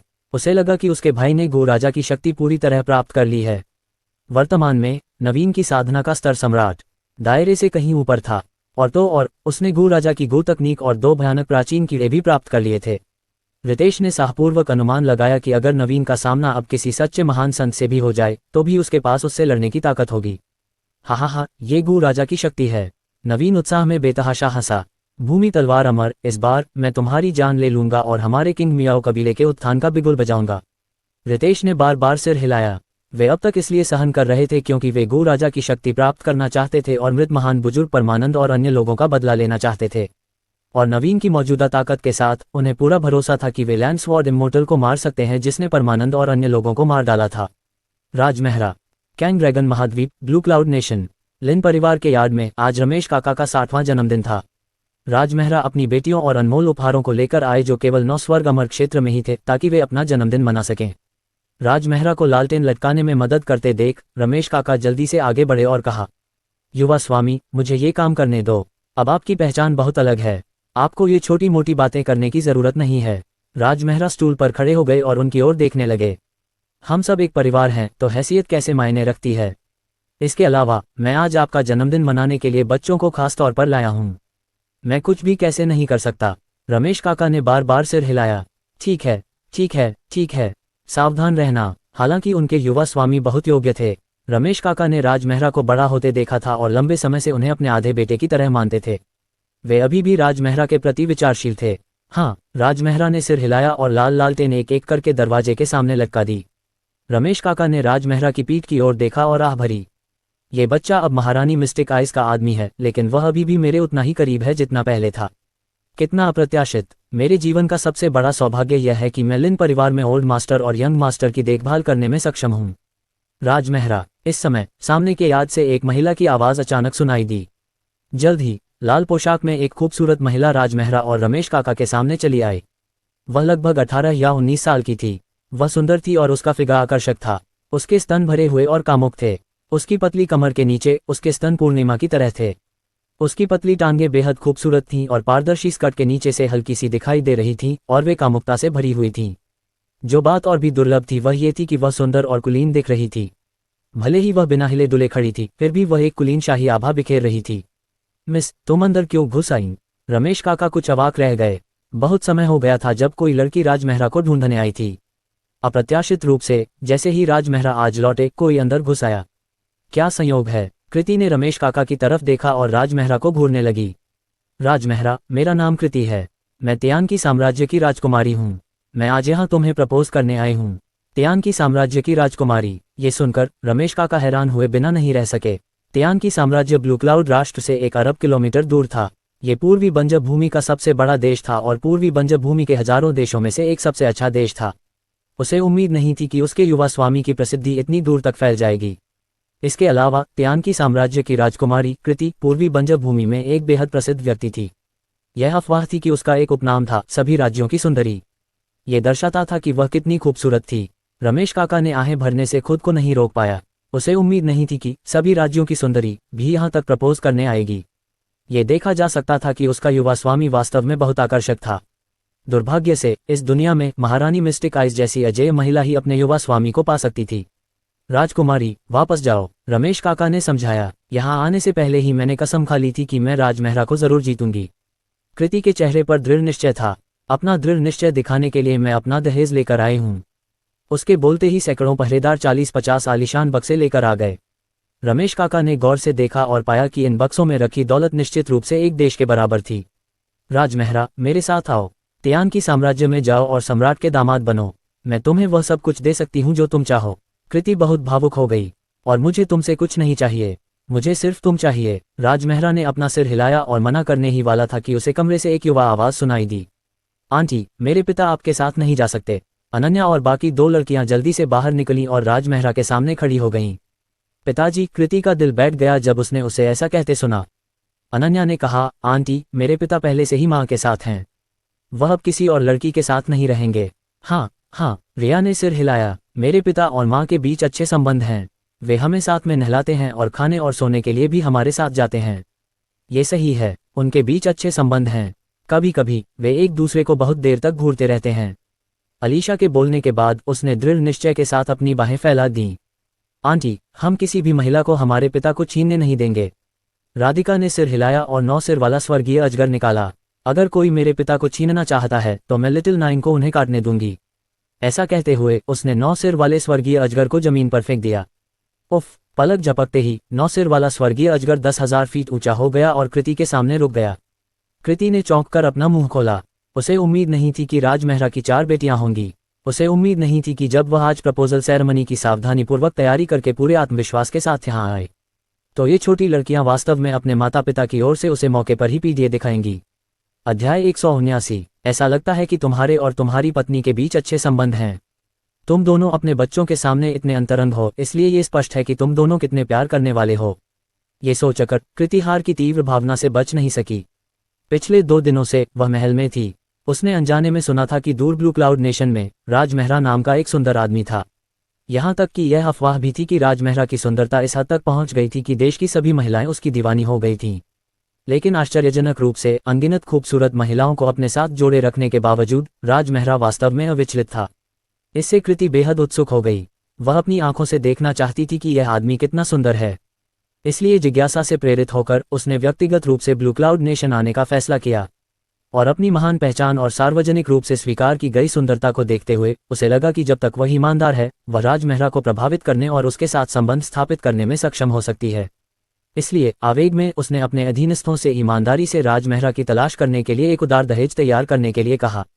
और उसके दहेज में तियान की साम्राज्य के सैकड़ों शहर, 1 लाख टन सोना, गहने और 1000 साधना तकनीक और गोली स्क्रॉल शामिल थे। इन पर्याप्त चीजों के अलावा सबसे भारी उपहार स्वाभाविक रूप से सम्राट के बेटे की पहचान थी। उसे लगा कि उसने पहले ही वह सर्वश्रेष्ठ कर दिया है जो वह कर सकती थी। अप्रत्याशित रूप से न केवल राजमहरा विवाहित थे बल्कि उनकी 4 बेटियां भी थीं। इसके अलावा बच्चों ने जो बताया उससे पता चलता है कि राजमहरा और उनकी पत्नी के बीच बहुत गहरा रिश्ता था। चाहे वह कितनी भी सक्षम क्यों न हो, वह राजमहरा को लुभा नहीं सकती थी। कौन सी महिला इतनी भाग्यशाली है कि उसे राजमहरा जैसा आदमी मिले? कृति अनुमान लगाने से खुद को रोक नहीं पाए। वह महिला अवश्य ही बहुत ही परफेक्ट होगी। वापस जाओ। राजमहरा ने निराश कृति को शांति से देखा। कृति के हाव भाव थोड़े बदल गए। उसने महसूस किया कि यद्यपि राजमहरा ने केवल कुछ सरल शब्द कहे थे, लेकिन उनमें निहित दबाव ने उसे उसके दिल की गहराई से विस्मय का अनुभव कराया। इतना ही नहीं, बल्कि उसने महसूस किया कि उसके बगल में खड़े सैकड़ों पहरेदारों के चेहरे पर भी विस्मय के भाव थे। इससे कृति को लगा कि राजमहरा बहुत प्रभावशाली व्यक्ति है। मैं उसके लायक नहीं हूँ। और यह केवल मैं ही नहीं हूँ। अतीत में उसके पीछे पड़ी सभी महिलाएं उसके लायक नहीं थीं। इसलिए उसने सभी को अस्वीकार कर दिया। और जिस महिला ने उससे शादी की और उसके साथ बच्चे पैदा किए, वह एक अद्वितीय महिला होगी।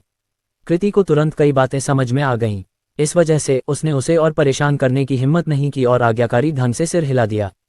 चूंकि यंग मास्टर लिन के पहले से ही बच्चे हैं, इसलिए मैं आपको परेशान नहीं करूंगी। मैं आपको और आपकी पत्नी को प्यार भरी जिंदगी की शुभकामनाएं देती हूँ।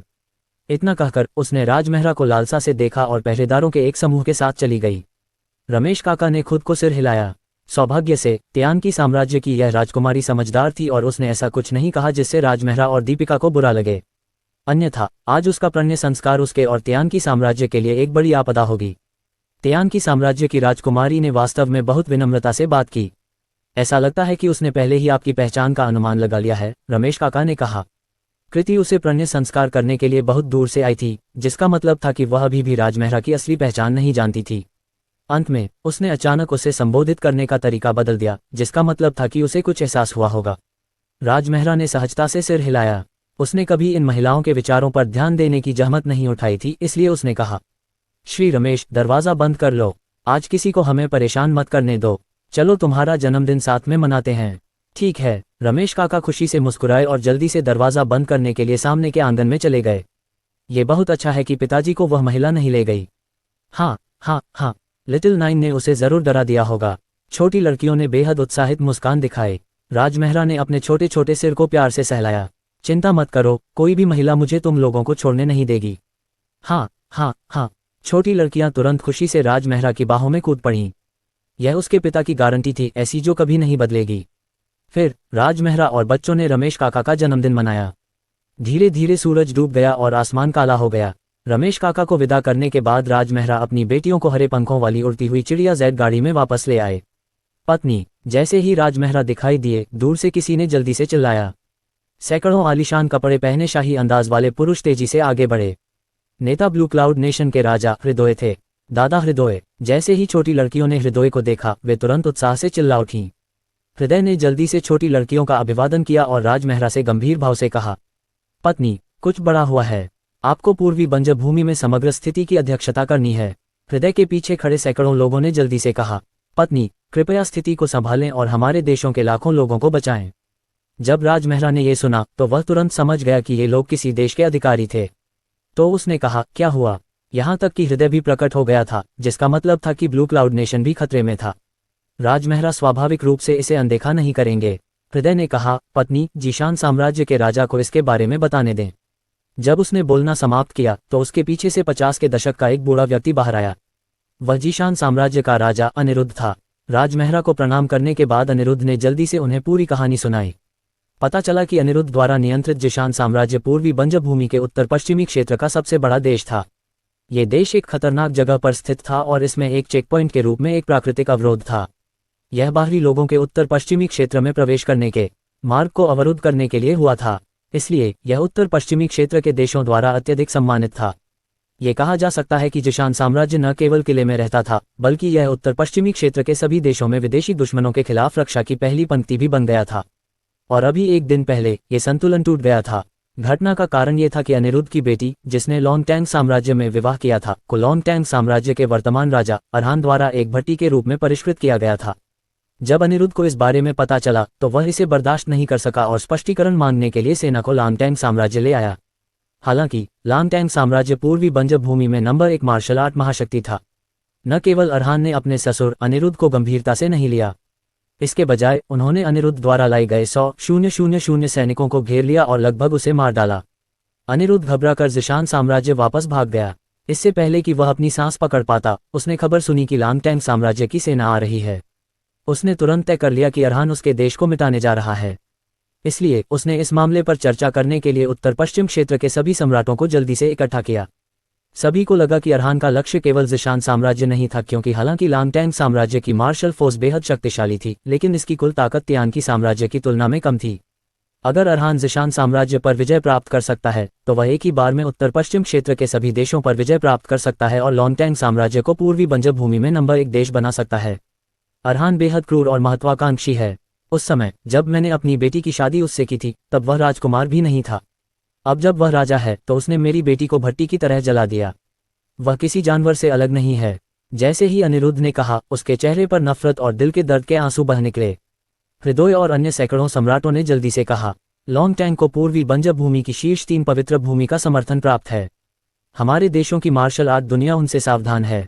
एक बार जब जिशान साम्राज्य पर विजय प्राप्त हो जाती है और लोंगटैंग साम्राज्य नंबर 1 देश बन जाता है, तो अरहान के क्रूर तरीके से काम करने के कारण वह निश्चित रूप से एक और भी बड़ा युद्ध शुरू कर देगा, जब तक कि वह पूर्वी बंजर भूमि का अधिपति नहीं बन जाता। मैं कल्पना भी नहीं कर सकता कि कितने लोग मरेंगे।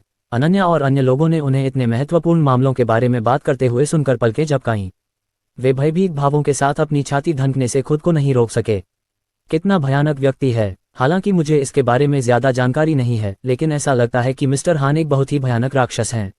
राजमेहरा ने उनके छोटे छोटे सिरों को प्यार से सहलाया। डरो मत बच्चों, राक्षस कितना भी बड़ा क्यों ना हो, डैडी उसे वश में कर सकते हैं। हाँ हाँ हाँ, बेशक, डैडी सबसे शक्तिशाली हैं। राजमेहरा के आश्वासन के साथ अनन्या और अन्य लोगों के चेहरे पर से डर तुरंत दूर हो गया। अनिरुद्ध, हृदय और सैकड़ों सम्राट शांत भाव प्रकट करने से खुद को नहीं रोक सके। हाँ हाँ हाँ। अध्याय 180। जीशान साम्राज्य के सबसे उत्तरी भाग में 2 पहाड़ एक घाटी को घेरे हुए थे और यह 150 किलोमीटर गहरी थी। घाटी पहाड़ों और चट्टानों से भरी हुई थी। इलाका अतुलनीय रूप से खतरनाक था। ये देश का सबसे महत्वपूर्ण अवरोध था, हेवनली गेट। ये चौकी न केवल जीशान साम्राज्य की रक्षा करती थी, बल्कि पूर्वी बंजर भूमि के उत्तर पश्चिमी क्षेत्र के सभी देशों की भी रक्षा करती थी। इसका महत्व स्वयं सिद्ध था। इस समय ठंडी हवा में बर्फ लहरा रही थी। जीशान साम्राज्य के सेनापति सूर्यसेन बर्फ से ढके भूरे आसमान को देखने से खुद को रोक नहीं पाए। वे आहें भरने से खुद को रोक नहीं पाए। क्या मैं, सूर्यसेन, आज इस हेवन गेट में युद्ध में मरने जा रहा हूं? जब से लोंगटैंग सेना ने हेवन गेट पर हमला किया, तब से सिर्फ आधे दिन में सूर्यसेन के नेतृत्व में 10 लाख से ज्यादा सीमा रक्षक मारे गए। अब उसके पास 300,000 से भी कम सैनिक थे। स्वर्गीय द्वार के नीचे लोंगटैंग सेना के लिए अभी भी 1.5 मिलियन से अधिक सैनिक थे। स्वर्गीय द्वार के खतरनाक प्राकृतिक खाई के लाभ के साथ भी सूर्यसेन को पता था कि वह लंबे समय तक टिक नहीं सकता। चारों ओर देखने पर स्वर्गीय द्वार के नीचे की बर्फ जीशान साम्राज्य के सैनिकों की लाशों से भरी हुई थी। सूर्यसेन की आंखें लाल हो गईं। उसने अपने जीवन में कभी इतना निराश महसूस नहीं किया था। सूर्यसेन, अब और विरोध मत करो, बाहर आओ और आत्मसमर्पण करो। हालांकि स्वर्गीय द्वार खतरनाक है, लेकिन तुम हमेशा कछुए की तरह छिप नहीं सकते, है न? लोंगटैंग के पास 1.5 मिलियन सैनिकों की सेना है। स्वर्गीय द्वार हमारे लिए कोई मुकाबला नहीं है। बेहतर होगा कि तुम बाहर आओ और आज्ञाकारी ढंग से आत्मसमर्पण करो। ठीक है, आत्मसमर्पण कर दो। शायद अगर हम अच्छे मूड में हों तो हम तुम्हारी जान बख्श देंगे। हा हा हा। स्वर्गीय द्वार के नीचे लोंगटैंग के शीर्ष जनरल नीतीश के नेतृत्व में सैनिकों ने सूर्यसेन और अन्य लोगों का बेरहमी से मजाक उड़ाया। कुछ लोग तो ऐसे भी थे जिन्होंने जीशान साम्राज्य के सैनिकों की लाशों को हवा में लटका दिया। वे सूर्य सेन और अन्य लोगों का अपमान करने के लिए अपने धनुष से निशाना साधते रहे। नीतीश, मेरे सैनिकों को मारा जा सकता है लेकिन अपमानित नहीं किया जा सकता। मैं अब तुमसे मरते दम तक लड़ूंगा। सूर्यसेन दहाड़े और नीतीश से लड़ने के लिए स्वर्ग के द्वार से बाहर निकलने ही वाले थे। मार्शल, जल्दबाजी मत करो। सैन्य सलाहकार ने जल्दी से सूर्यसेन को वापस खींच लिया। अगर तुम अभी बाहर गए तो तुम उनकी चाल में फंस जाओगे। सूर्यसेन ने आंखों में आंसू लिए आसमान की ओर देखा। मैं कैसे नहीं जान सकता कि यह उकसावे के जरिए मुझे बाहर निकालने की उनकी कोशिश है। लेकिन ये सैनिक कई सालों से मेरा पीछा कर रहे हैं। मैं मरने के बाद उन्हें अपमानित होते हुए कैसे देख सकता हूँ। सैन्य सलाहकार ने आह भरी। हमारे पास अभी भी 300,000 से ज्यादा सैनिक हैं। स्वर्गीय द्वार की सुरक्षा के साथ लॉन्ग टैंक सेना फिलहाल हमला नहीं कर पाएगी। जब तक हम धैर्यपूर्वक प्रतीक्षा करते रहेंगे शायद अन्य 100 देशों से सुदृढ़ीकरण आ जाएगा। सूर्यसेन ने अपना सिर हिलाया। जी हैंग, तुम बहुत आशावादी हो। अब 100 राज्य लॉन्ग टैंक की ताकत से कांप रहे हैं और खुद की देखभाल भी नहीं कर सकते। वे इतनी जल्दी सेना भेजने की हिम्मत नहीं करेंगे, प्रणव गौर ने कहा। लेकिन अब बचने का एकमात्र तरीका इंतजार करना है। सूर्यसेन निराशावादी महसूस करने से खुद को नहीं रोक पाए। मुझे डर है कि हम इंतजार नहीं कर सकते। क्रैक! इस समय स्वर्गीय द्वार के बाहर से एक पराजय की आवाज आई। सूर्यसेन और प्रणव गौर चौंक गए और जल्दी से ऊपर देखने लगे। लॉन्ग टैंक सेना के लाखों लोग अलग हो गए और बीच में एक विशाल युद्धरथ को धकेलने से पहले रास्ता बना लिया जो 10,000 फीट ऊंचा था। यह युद्धरथ पूरी तरह से कांस्य से बना था और बीच में एक विशाल कांस्य स्तंभ था जो कम से कम 1,000 फीट लंबा था। कांस्य स्तंभ पर 2 विशाल लाल ड्रैगन उकेरे गए थे। उन्होंने कांस्य स्तंभ की परिक्रमा की और बादलों में उड़ गए। ये वास्तव में आक्रामक, विस्मयकारी और हत्या के इरादे से भरा हुआ था। ये लॉन्ग टैंक साम्राज्य का घेराबंदी हथियार है, रेड ड्रैगन टैंक। ये युद्धरथ किंवदंतियों की तुलना में और भी बड़ा और अधिक क्रूर है। इसे विशेष रूप से स्वर्ग के द्वार को तोड़ने के लिए बनाया गया होगा। कोई आश्चर्य नहीं कि लॉन्ग टैंक सेना हमला करने की जल्दी में नहीं है। उनके पास इतना शक्तिशाली हथियार है। जब उन्होंने लाल ड्रैगन टैंक को देखा तो बैंगनी शेन साम्राज्य के सैनिक आशंकित हो गए। नीतीश ने अपनी कृपाण उठाए और कहा, सूर्यसेन, जब मैं स्वर्ग के द्वार को तोड़ूंगा तो मैं निश्चित रूप से आपके सिर को पेशाब के बर्तन के रूप में इस्तेमाल करूंगा। हा। जब लॉन्ग टैंक सेना ने यह सुना तो वे खुद को रोक नहीं पाए और हार मानकर हंस पड़े। मार डालो! नीतीश ने दहाड़ लगाए। विशाल लाल ड्रैगन टैंक पागलों की तरह स्वर्ग के द्वार की ओर दौड़ा। उस पर लगा बेहद मोटा लाल ड्रैगन कांस्य स्तंभ एक असाधारण आभा के साथ एक स्वर्गीय स्तंभ की तरह था। छी! सूर्यसेन का चेहरा पीला पड़ गया। लाल ड्रैगन टैंक कांस्य से बना था और बहुत तेज था। ये पहाड़ जितना भारी था और स्वर्गीय द्वार इसे बिल्कुल भी रोक नहीं सकता था। उफ! जैसे ही लाल ड्रैगन टैंक आधे रास्ते पर पहुंचा, अचानक एक शक्तिशाली तूफान आया। पलक झपकते ही आसमान में भरी बर्फ उड़ गई और जमीन फट गई। धमाका! एक रहस्यमय और भयानक शक्ति के तहत लाल ड्रैगन टैंक वास्तव में फट गया। सभी प्रकार के हिस्से बर्फ के टुकड़ों की तरह आसमान में उछले, जिससे सभी की आंखें चकाचौंध हो गईं। फिर स्वर्गीय द्वार से लॉन्ग टैंक किंगडम के सैनिकों और जिशान किंगडम के सैनिकों की चौंकाने वाली चीखें सुनाई दीं। हे भगवान! लाल ड्रैगन टैंक वास्तव में फट गया था। मैं सपना नहीं देख रहा हूं, है न? काश यह एक सपना होता। मुझे इस बात का पक्का एहसास है कि एक अद्वितीय शक्तिशाली व्यक्ति यहां उतरेगा। एक शानदार रोशनी शून्य को चीरती हुई स्वर्ग के द्वार के ऊपर आसमान पर चमक उठी। सभी ने जल्दी से ऊपर देखा और 4 विशाल हरे पंखों वाले पक्षियों को देखा। उनके पीछे एक बेहद शानदार जेट गाड़ी थी। यह उत्तरी रहस्यवादी स्वर्ग के शाही परिवार की जेट गाड़ी है। जो कोई भी थोड़ा बहुत जानता था वह तुरंत हरे पंखों वाली उड़ने वाली पक्षी जेट गाड़ी की उत्पत्ति को पहचान लेता था। इस समय एक युवक की चुंबकत्व से भरी आवाज सुनाई दी। खड़ की सीमा के साथ जो कोई भी एक और कदम आगे बढ़ाने की हिम्मत करता है उसे बिना किसी दया के मार दिया जाएगा। उफ्तिल्द! हवा में एक सुनहरी लहर फैल गई और एक अतुलनीय रूप से भयानक आध्यात्मिक भावना में बदल गई जिसने तुरंत 10 किलोमीटर से अधिक के क्षेत्र को कवर किया। 1.5 मिलियन लॉन्ग टैंक सैनिकों के दिल थोड़े सख्त हो गए। ऐसा लग रहा था जैसे कोई प्राचीन देवता जेट गाड़ी में बैठा हो और पूरी लॉन्ग टैंक सेना को देख रहा हो। जब तक कोई भी व्यक्ति सीमा पार करने की हिम्मत करता वे तुरंत ही उसके भयानक आध्यात्मिक भाव से टुकड़े टुकड़े हो जाते। सभी ने नीचे देखा। 5 किलोमीटर लंबी एक अथाह खाई दिखाई दी थी जहां रेड ड्रैगन टैंक को फाड़ दिया गया था। जो लोग खाई को पार करते थे उन्हें बिना किसी दया के मार दिया जाता था। राजमहरा की चेतावनी एक राक्षस देवता की आवाज की तरह थी जो सभी लॉन्ग टैंक सैनिकों के दिमाग में गहराई से अंकित थी। यहाँ तक कि नीतीश, जो लॉन्ग टैंक के नंबर 1 जनरल के रूप में जाने जाते थे, इस दबाव में डर और विस्मय से भर गए। उन्होंने जल्दी से अपनी कृपाण नीचे रख दी और विनम्रता से कहा, महान अमर के पास आदेश हैं तो मैं अवज्ञा करने का साहस कैसे कर सकता हूँ। राजमहरा प्रकट नहीं हुए। सुरक्षित रहने के लिए नीतीश ने उन्हें अमर कहा। नीतीश की राय में खुद को प्रकट किए बिना रेड ड्रैगन टैंक को फाड़ने में सक्षम होना पहले से ही चौंकाने वाला था। और उसे इस बात में कोई संदेह नहीं था कि जब तक वह नहीं कहने की हिम्मत करेगा, उसके शरीर को घेरने वाली आध्यात्मिक भावना उसे तुरंत मार डालेगी। ऐसे भयानक व्यक्ति के सामने एक सम्राट के आदेश कुछ भी नहीं थे, वे केवल आज्ञा का पालन कर सकते थे। नीतीश के बोलने के बाद उसके पीछे 1.5 मिलियन की मजबूत सेना ने अपनी अधीनता दिखाने के लिए जल्दी से अपने हाथों में हथियार डाल दिए। सूर्यसेन, प्रणव गौर और अन्य लोग स्तब्ध रह गए। अगर मैं गलत नहीं हूं तो जैद गाड़ी में बैठा व्यक्ति उत्तर रहस्यवादी स्वर की पत्नी होनी चाहिए। सूर्यसेन की आंखें विस्मय से भर गईं। आपने अपने हाथ की एक लहर से एक विशाल मारक हथियार को फाड़ दिया और पूरी लोंगटैंग सेना को डराकर अपना सिर झुकाने पर मजबूर कर दिया। यह एक पत्नी की ताकत है। भागो, राजमेहरा ने शांति से कहा। नीतीश ने बिल्कुल भी अवज्ञा करने की हिम्मत नहीं की और जल्दी से पूरी सेना को पीछे हटने का आदेश दिया। राजमेहरा को बिना अपना चेहरा दिखाए नीतीश के 1.5 मिलियन सैनिकों को पीछे धकेलते देख डू जिंग और उसके पीछे खड़े 100 राज्यों के कुलीन लोग आश्चर्यचकित रह गए। हालांकि राजमेहरा के पास उनकी चापलूसी सुनने का समय नहीं था। वह और अधिक नहीं रुका और उसने डू जिंग से लोंगटैंग किंगडम की ओर जाने के लिए कहा।